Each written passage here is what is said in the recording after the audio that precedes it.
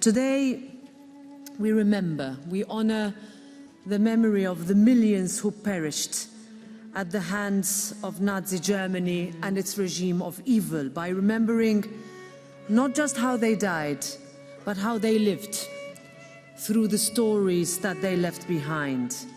Today, anti-Semitism is on the rise again, in Europe, across the world, and online. Myths, lies, and conspiracy theories, centuries-old stereotypes dressed in new rhetoric are spreading like wildfire on social media, in our schools and workplaces, in politics and in the media. The consequences are terrifyingly real. Elie Wiesel once warned us, if we forget, we are guilty.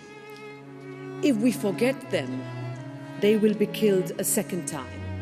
And this time, it will be our responsibility. Memory is a duty, a responsibility that never again is not an empty promise.